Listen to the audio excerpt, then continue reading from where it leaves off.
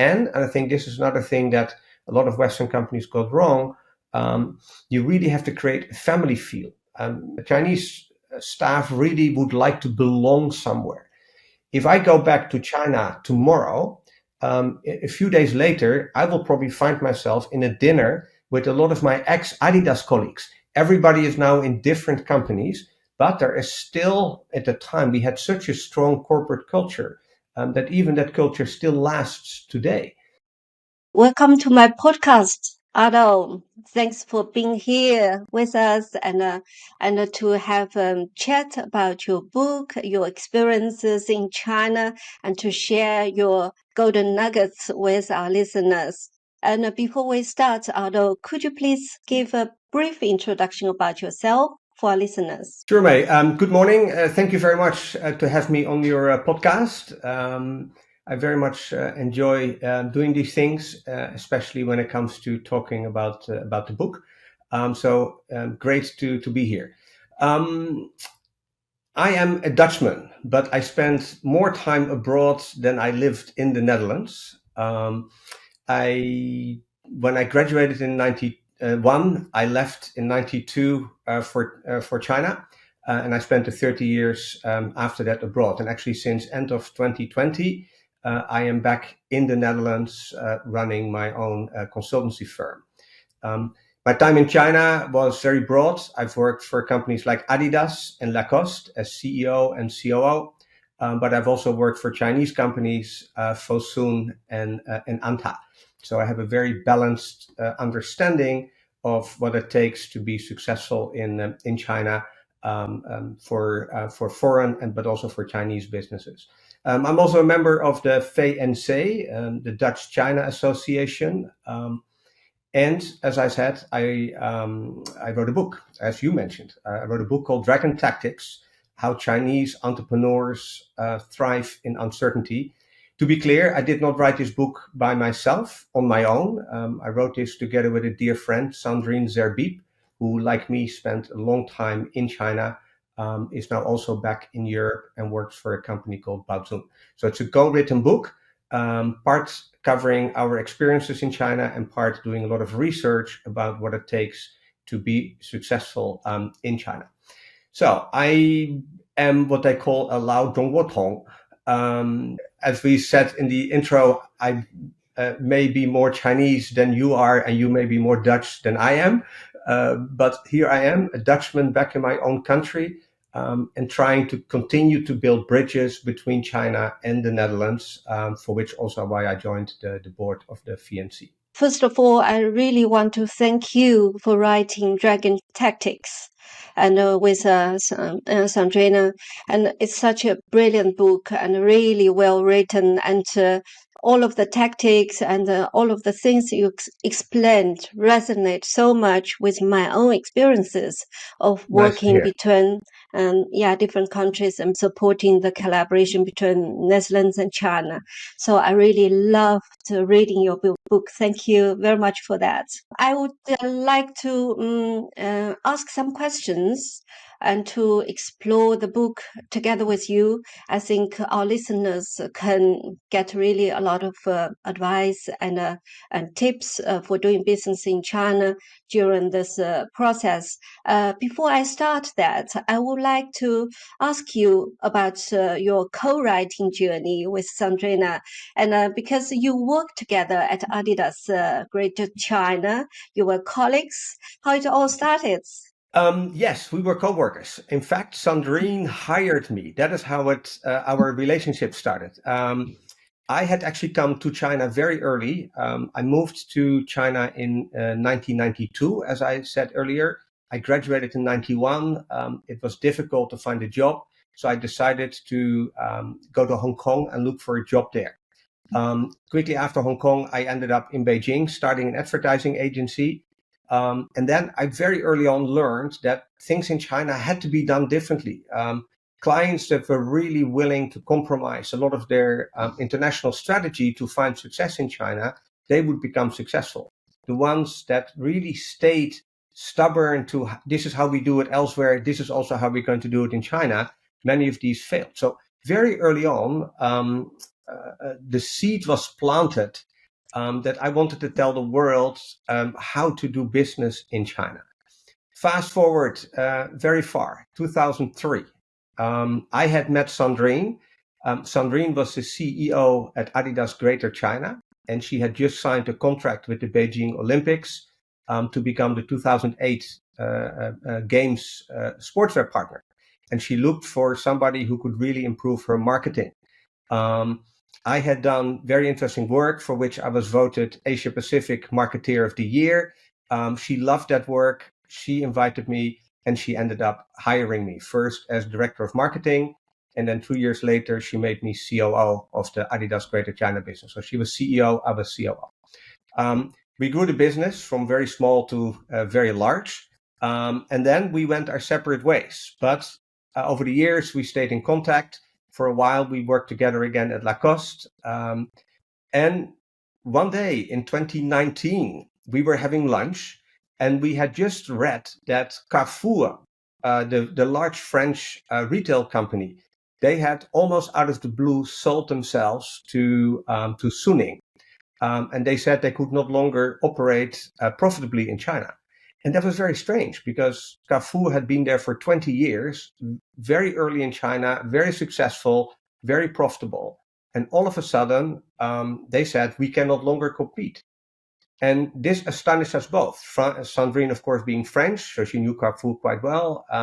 And in our conversation over lunch, it became clear we need to write a book because we know what it takes to be successful in China. She had worked for multinationals, she had worked for Chinese companies, and we had this really shared experience. And it was very clear that we felt we had a lot of answers. And in that lunch in 2019, we decided to write a book. It took us a long time to get going because she was busy, I was busy. But then COVID hit in end 2019, early 2020. And that's when we said, well, it's now or never, because we had lockdowns, we had time, and then we ended up writing the book. We did a lot of research, interviewed lots of people, and that ended up with the book being published in March 2022. It's fascinating. You were sitting with each other and having lunch, and this idea was born on the lunch table. And you also mentioned Sandrine was the CEO of Adidas China. You were COO, and you worked together. And I'm just curious, what were the unique strengths each of you brought to the collaboration of writing this book? How was the process? It's very clear. The concept belongs to us both. We would discuss, we would brainstorm, get an idea. We both do research. We agree on what we wanted to say. And I like writing. So I ended up actually doing most of the writing. So actually the typing up, but conceptually it is completely a joint work. Sandrine's husband is Chinese, so he could also help us with doing research on the Chinese internet. And we would have lots of collaboration sessions, most of it done through Zoom. So from the beginning to the end, it is one shared concept. And I did a little bit more of the typing because I like writing. You have written this book and you really outlined all kinds of tactics and the dragon tactics through the chapters. And I really love the structure because you give one tactic, then you just support this tactic with a lot of business cases of the Chinese companies and of the foreign companies. And I would like to just go through those tactics. The first one is the wolf culture. Hunger teaches life lessons. Could you please give us some examples to elaborate this point so the Western companies can get some idea how should they work with the Chinese companies with this wolf culture? So one of the characteristics of the China market is that it is extremely competitive. We call it hyper competitive. And in a hyper competitive, you need to be laser focused on what you're doing. So one of the real elements of wolf culture is that Chinese companies are extremely consumer focused, with the idea that if you launch a product that consumers are not excited about, they will not buy your product. but they will buy the products of your competitor. But in a highly hyper-competitive environment, that could easily mean that your company will not be successful and your company will have a risk of disappearing. So there is this constant need to try to survive and to be faster and to be more consumer focused and to react and respond faster. So that is what a lot of Western companies fully underestimate. They think, oh, we come to China, we launch a product, and consumers like it, and we'll then launch another product. But the speed in which Chinese companies improve and change. A real example is I come from retail. And in the West, it is probably normal to have a store concept that is 5 to 10 years old. In China, it is 2 to 3 years, because if you don't make it new, consumers lose interest. So this speed of having to change. And this fundamentally makes Chinese companies think in a different way. Chinese companies look more at opportunities rather than efficiencies. That means that they take a lot more risk. I can give one example, that when I worked at Lacoste, my global team wanted me to have less product because we needed to have global efficiencies. They thought I had too many products in China. Whereas I needed more because I needed experiment, because parts of the business were not working. My competitor, 𝗘𝗶𝗀𝗍, they were launching a lot more products than we were doing. They were testing and trying because they thought, if we can find a way to connect with consumers, we can grow quickly. Today, 𝗘𝗶𝗀𝗍 is much larger in China than Lacoste ever was. Had Lacoste chosen a different strategy, the one that I proposed, where we had to test more and experiment more, we could have definitely stayed ahead of 𝗘𝗶𝗀𝗍. That's also one of the reasons why I ended up leaving Lacoste, because the global management simply did not understand how it was needed to stay competitive in China. Another good example of wolf culture is Luckin Coffee. If I had proposed to my investor that I was going to open 3,000 coffee shops in a few years, they would have thrown me out of the room, because nobody opens so many thousands of coffee shops in such a short period as a startup. And yet they did this because they knew they had to compete with Starbucks. Starbucks is everywhere. So, and the only way to build quickly a critical mass was to scale very quickly. But they invented a complete new business model, much more digital, based on much smaller shops rather than, so they had really smelt the consumer opportunity that people in China were also buying coffee, not to sit in the Starbucks for a few hours and enjoy the coffee, but no, a lot of people wanted the coffee to go to work very quickly. So they pioneered a complete new business model around that. And that's how they could very successfully compete with Starbucks. I can probably give a lot more examples, but then the whole conversation will be about wolf culture. But I think the essence of wolf culture really is a real focus on consumers looking for opportunities. And sometimes, because that's also what wolves do, things that are not accepted in a Western environment. Wolf culture companies are known to also break the law. If you look at Luckin Coffee, they pushed themselves too far.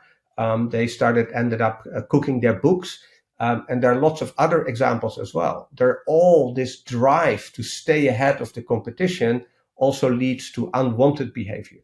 And I think as a Western company doing business in China, you need to always be on an alert as to what is, where to draw the line. As a Westerner, I've always really put a lot of effort in how far can I push things and where is it absolutely too far, because I still bring my Western sense of law and rules. And that is not always easy for foreign companies to operate by. Yeah, so interesting. And the second tactic is adapt to change or die. I think you can give many examples to support this point. Maybe you have some brilliant business cases in your mind. Adapt or die, I think it's a very simple sentence, but I think it is the biggest difference between Chinese thinking and Western thinking. Why is that? Because Chinese, they are hot-wired. Their DNA is about change. One of the first books ever written in China, the I Ching, was about change. So Chinese think in perpetual motion. Time never stops. Whereas in the West, we think more in start and stop. And I think that is a fundamental difference, and why also Western companies are struggling in China, because Chinese companies are consistently looking for new. Because if time is a constant, that means change is a constant, and you need to consistently adapt. Um, Whereas Western companies, they would come up with a fixed strategic plan. In China, a Chinese company would have a long-term vision and then go left today, right tomorrow, left again the day after. And Western companies would think that is crazy. We have a strategic plan. We go from A to B, and before we get to B, we need to go to A1 and A2, and it's all pre-planned. But that doesn't work in a market that changes so quickly in China, which increasingly, I think, also in the West is going to be important, because a Western business society is also becoming a lot more unpredictable. So the future of the Western business society will look much more like China the last 15, 20 years, much more changing fast. Um, a great example of how adapt or die, I think, is Huawei. Um, Due to the American trade war, it became very difficult for Huawei to operate in their 5G. And Huawei was really built around 5G. That was the core of their business, their mobile phone business. I think they lost something like 30% of their sales because of the trade war. They could no longer use chips, they could no longer use software. But instead of going bankrupt, Huawei very quickly thought, okay, 5G can no longer be our future. What can be our future? And they completely innovated in the area of energy, new energy. And they're now increasingly a global leader in new energy. And I think that to me is a very tangible example of this adapt or die.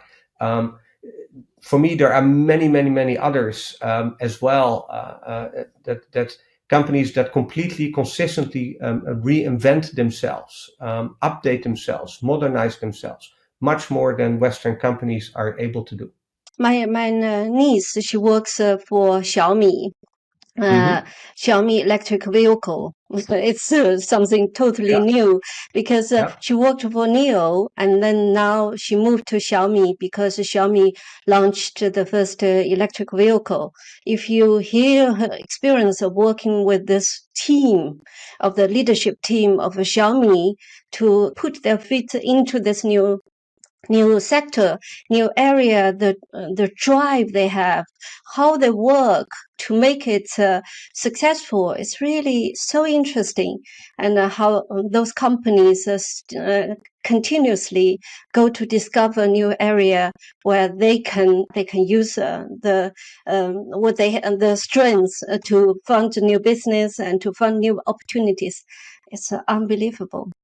We write actually a lot about Xiaomi in our book, because Xiaomi is actually a very interesting company to study. In the third chapter, the Emperor chapter, we talk a lot about how companies are being managed, and we use Xiaomi a lot because unlike Western companies, Chinese companies don't often have fixed structures. So in the West, you would have a pyramid shape with the CEO on top, and then SVPs, and then EVPs or EVPs and SVPs, directors, etc.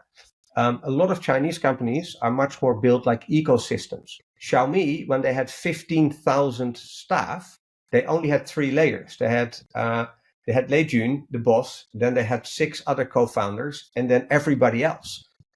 So 15,000 people, 3 layers, because they didn't have departments. They organized themselves around projects. They want to develop a new project. Okay, they need to find a software engineer, a hardware engineer, somebody knows a little bit about marketing and about manufacturing.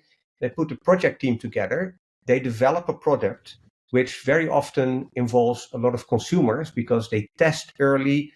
They put a prototype out. They collect people's input, and then they keep improving the product. And once the product is launched, the team can dismantle and they go on to do different things. So it's a much more flexible ecosystem-driven organization, which really helps in being much more agile and flexible. Because in a Western company, somebody sits in a department and that department is not very busy, then that person is not very busy. But in a 𝗘𝗲 environment, that person will be assigned to another project, even if it is in another part of the company. Fascinating company, 𝗘𝗲. Yeah, it's fascinating. Every time when I call her, she always share how they are doing and what kind of growth, what kind of plans they have. It's always fascinating for me to hear how they evolve and how they thrive. I want to ask you about another point. You just mentioned 𝗘𝗲, it's your third tactic, the emperor decides, but agility rules. And you used the 𝗘𝗲 already as a good example. And your fourth tactic, people come and go, those feet stay longer. And you explored the family culture and Confucianism in this chapter. And to elaborate on this point, and could you please share some insights with our listeners, and especially for Western companies to learn how they can manage Chinese teams and collaborate based on those insights?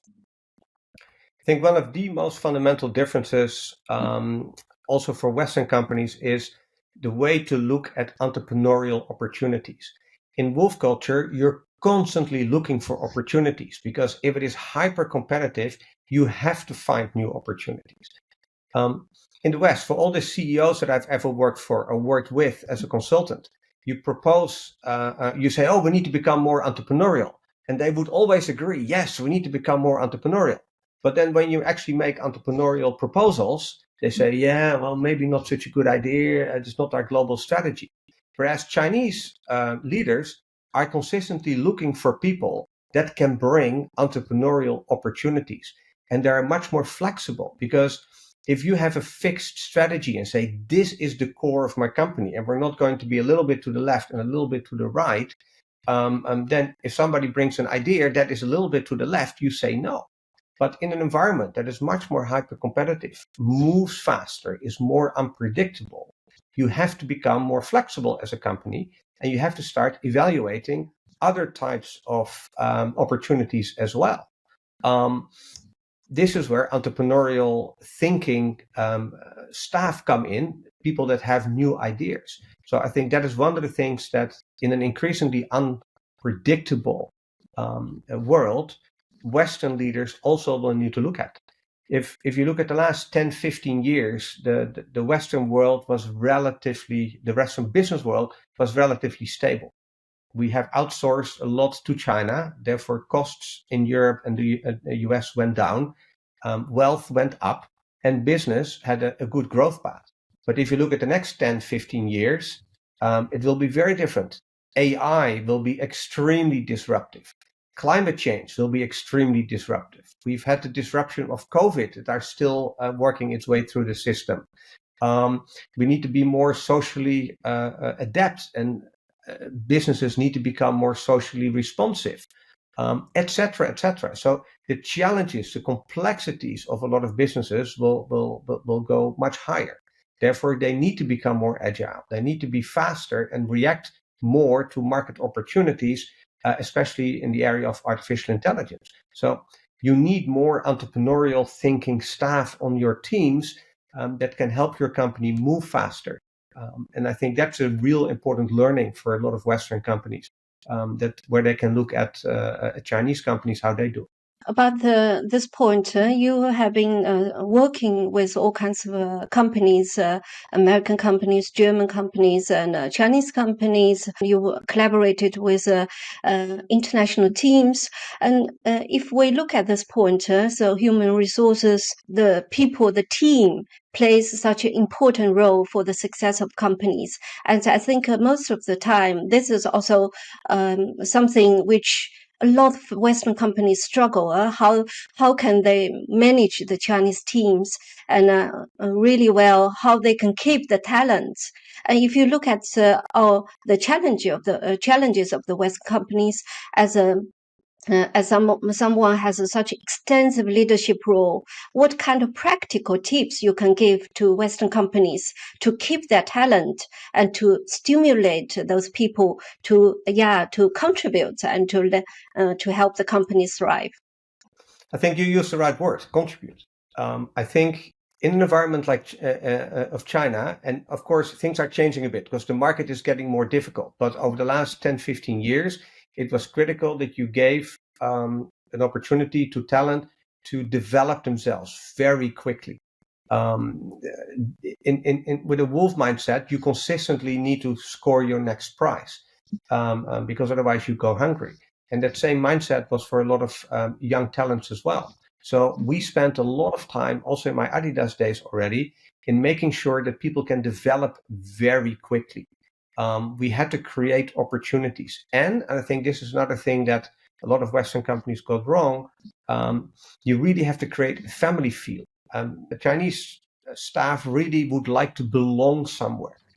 If I go back to China tomorrow, a few days later, I will probably find myself in a dinner with a lot of my ex-Adidas colleagues. Everybody is now in different companies, but there is still, at the time, we had such a strong corporate culture that even that culture still lasts today. When I went to weddings in my Adidas time, there were often more staff than there were family members. So it was always critical to build this very strong bond between the leadership and the staff. And I think a lot of Western companies get this wrong. They fly in the CEO, he's there for 2 to 3 years at an expat assignment, then the next one comes in. But it is really built a culture where people really get the feel that they can develop quickly. That they are given opportunities, and I think that's critical. Another thing is that, and this is where I made my management in China more Western. In Chinese companies, a lot of it is top down, but I found that especially the talents, they would like to be heard. So it's critical to create an environment where we think as a team, but where there's a lot of room for individual contribution. So instead of very often telling my people what to do, I would really ask them what they thought had to be done.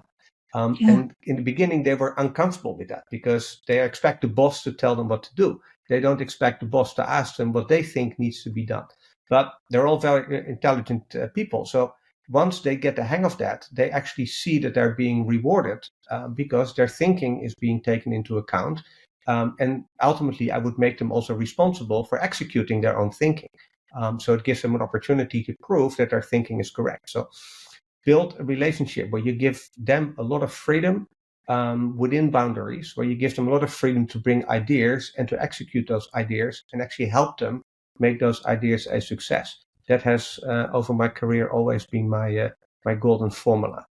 Thank you for sharing your golden formula. And Aldo, it's brilliant. Thank you. And the last tactic, it all starts with data.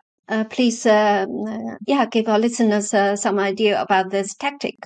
In 10, 15 years, China has become one of the most digital places in the world. Just go back, I think WeChat only started in 2011 or 2012. So it's, and today, incredible digital development. And what we are increasingly seeing is that the amount of data is available in China. It really helps to become first, to be much more consumer focused. As I said before, Chinese companies are extremely consumer focused. And the more data you have, the easier it is to become consumer focused.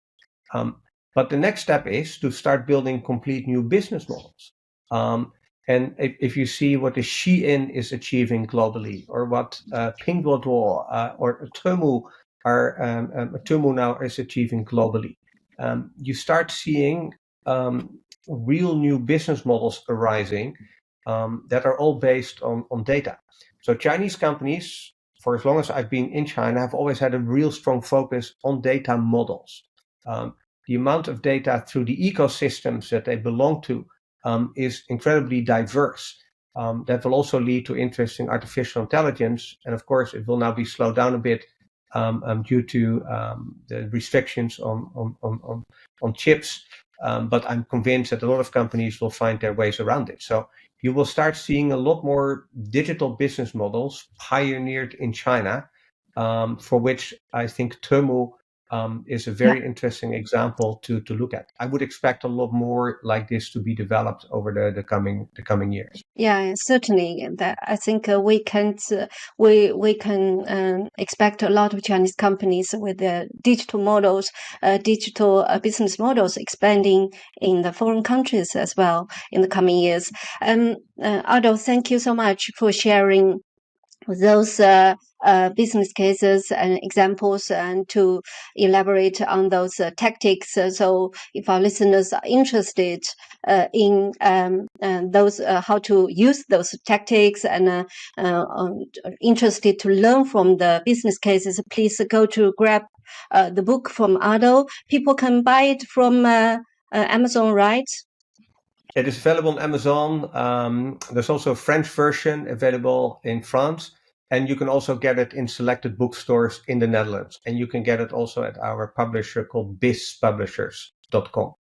So if you simply do a search for the book online, you will find different places where you can find it.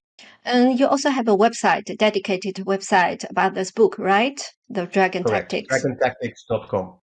Okay, so please, listeners, if you are interested in this book, I highly recommend you to go to find the book and read it and enjoy it.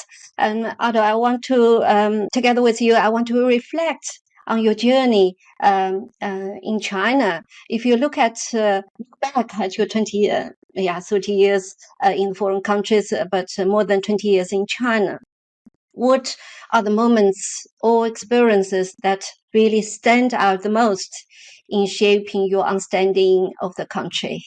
Wow, that's a big question because there are many moments. My first arrival on Tiananmen Square, I can still remember. It was April 1992, and I was on Tiananmen Square for the first time in my life. That's a very clear defining moment. The Beijing Olympics. I was in the bird's nest in the stadium at the opening night of the Beijing Olympics in 2008. A very clear defining moment. But what also has been very important and transforming for me is that I worked for two very interesting Chinese companies. I worked for Fosun International, Fuxing, Shanghai Fuxing, and also for Xiamen Anta Tiyu, the sports company. And actually working in a very Chinese environment also changed me very much because it changed my thinking. And a lot of the experiences ended up in my book. So it's been quite a transformative journey in my almost 3 decades in China. I've seen China change from, I always describe it to my friends, I've seen China change from the 16th century until the 21st century. And obviously in 30 years' time, that is quite an impressive change. So I'm looking for the next change. If I look at my life, I moved to here 25 years ago, and Netherlands really changed me. And I can imagine for you the other way around. Really, China changed you as a person. But if you look back at this journey, are you also changed as a person by China? Yes, I think I am. In personal relationships, they say that Dutch people are very direct. And like to give you their opinion, whether you're asked or not. I was very much like that when I first went to China, but obviously that's a big cultural difference. So I think I have become, in this respect, I think over the years I've become a better listener, understanding the environment better first before giving an opinion. I'm less direct, although in China, people always like it that I am direct, because sometimes in China, people are not direct enough, and now you have to guess more. In my Dutch personality, that still comes through. I don't like to be vague. I am less direct from a more pushy point of view, but I still would be concrete about what needs to happen. Yes, I think I'm a different person. but also I'm a bit of an older person. I'm sure that also has something to do with it compared to when I first left. Yeah, we all get older, and some Exactly. point of life, but I think this is also something very important. We pick up something from the other country, other culture, and we combine with our own cultural heritage and strengths. So we become the best mixture. I think we can serve both culture, both countries even better if we can make a good mixture. But that is one reason also why I joined the 𝗘𝗀𝒄𝗱𝗃. I think it's important that even in today's environment, the relationship with China is under pressure. That is very clear. But I'm convinced that somehow we need to keep the dialogue going. Somehow we need to continue to do business together. And I think that was a key reason for me to join the board of the 𝗘𝗀𝒄𝗱𝗃, because we have to find and organize opportunities for the Chinese side and the Dutch side to keep talking, to learn more about each other, to have joint events, to meet each other at activities, to learn about each other's culture. So this is an important role that we play at the 𝗘𝗀𝒄𝗱𝗃. We have been doing that for almost 5 decades. And I'm really enjoying that although I'm in the Netherlands, we still I still get exposed to a lot of Chinese thinking, Chinese people, Chinese culture. So I can only urge people to join the 𝗘𝗀𝒄𝗱𝗃 and help us in our mission.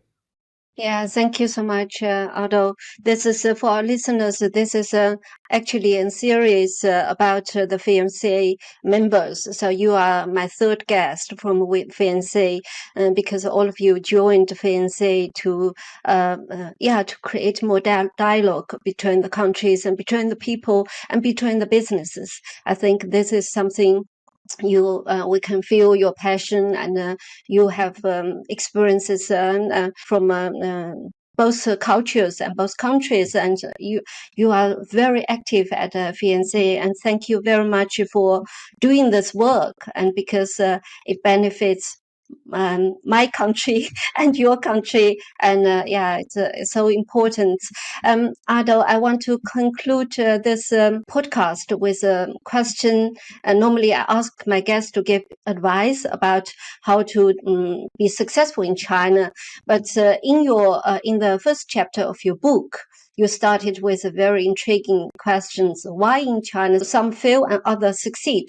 So I just Yeah. would like to ask you, how can companies, how can people really succeed in China? Can you give them some tips and to avoid those failures you mentioned in your book? That advice would be very similar to the advice I would have given people 30 years ago, although the market has completely changed. So obviously the first advice today is you need to figure out whether your product or your service is actually whether there's room in the market. China is highly, highly, highly competitive. That doesn't mean that there are no opportunities. If you look at opportunities in healthcare, or if you look at opportunities in elderly care, or anything to do with climate change and improvement of the environment, I think there's still lots and lots of opportunities. So first, figure out, is there really an opportunity for your business? And once there is, really figure out what is needed to be done to be successful. Don't go there with an idea, this is how we do it everywhere else. China is a very different market. Chinese people think very differently. They're at a different stage of market development. So you really need to figure out, does my product fit within the Chinese needs? And if not, how do I need to adjust my product fundamentally to change it? An example I give that for me sums it up. When I first came to China, I worked in advertising. I had a company called Kellogg's Cornflakes as one of my clients. They had a big factory, but nobody was buying Kellogg's cornflakes. And I was coaching and working with the Chinese management team, and we had a meeting at Asia Pacific level.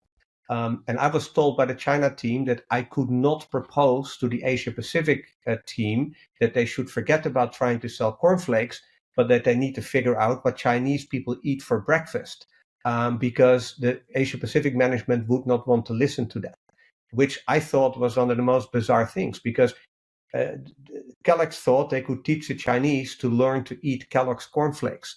But if the Chinese eat very different things for breakfast, it's better to make these products and be successful doing that.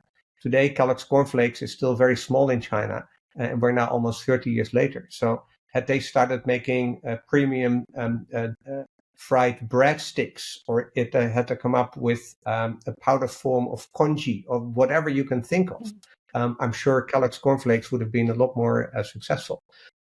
But they were cornflakes, and they were not going to change the fundamentals of their offer.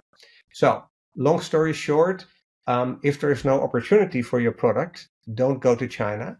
If you do see opportunities, adapt your offer, your team, your product, everything you do in order to understand what the Chinese market needs and what its consumers need, and then deliver a very good value for money product. There are many examples of companies that have done that and have become very successful to do so. Thank you so much, Aldo, for the advice, and also thank you so much for taking time to be here to share your knowledge and insights with our listeners. Before we end this interview, please share with people how they can find you and connect with you online. The easiest is via LinkedIn, via my profile. My email addresses are on there. So you can also find me through May, through your podcast, I'm sure. And go to dragontactics.com. You can learn more about the book, also about the background of Sandrine and myself. And if anybody has ever any need for advice around China business, coaching China business, I do a lot of turnaround. So if a company is in trouble, I help them improve their business. So if you ever have those needs, I am available via LinkedIn. Thank you, Aldo. I will put all of the information in the podcast show notes and YouTube show notes. And I want to thank you for being here with us and for this fascinating conversation. Aldo, I enjoyed it very much. Thank you very much for having me. Very enjoyable experience indeed.